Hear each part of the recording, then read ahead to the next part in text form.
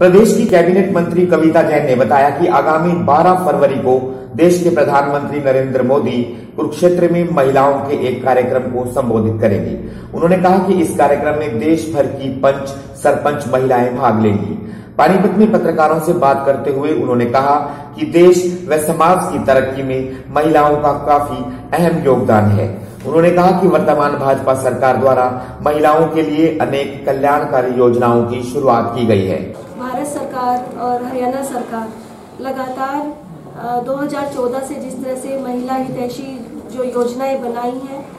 और असली जामा पहनाते हुए किस तरह से महिलाओं को लाभ पहुंचाने का काम किया है और एक के बाद एक जो महिलाएं जो किसी भी देश की आधी आबादी होती है और किसी भी देश की समृद्धि के लिए, किसी भी समाज की समृद्धि के लिए बहुत एक अहम योगदान इन महिलाओं का होता है। और न केवल ये 50% आबादी होती है बल्कि मैं समझती हूँ कि इन महिलाओं को किसी भी देश को आगे बढ़ाने में बहुत अहम योगदान भी होता है। इस वर्तमान सरकार ने अगर कहा जाए सामाजिक रूप से, आर्थिक रूप से और उनके सम्मान की दृष्टि से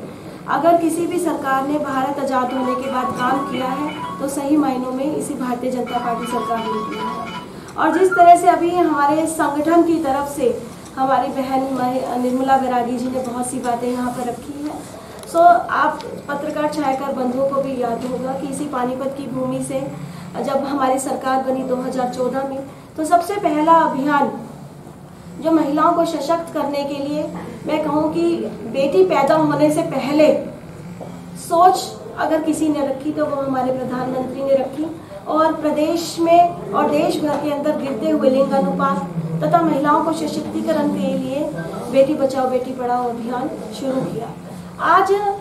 जब बेटी बचाओ बेटी पढ़ाओ अभियान के अगर हम बैकग्राउंड में जाएं तो 2014 में हरियाणा की भूमि पर इसलिए ये अभियान शुरू किया गया था कि देश भर के अंदर जो 100 जिले सिलेक्ट किए गए थे सबसे कम लिंग अनुपात में, उसमें हरियाणा के हमारे 12 जिले थे। सब्सक्राइब करें और साइड में दी घंटी को भी दबाएं ताकि आप तक हर समाचार पहुंच सके।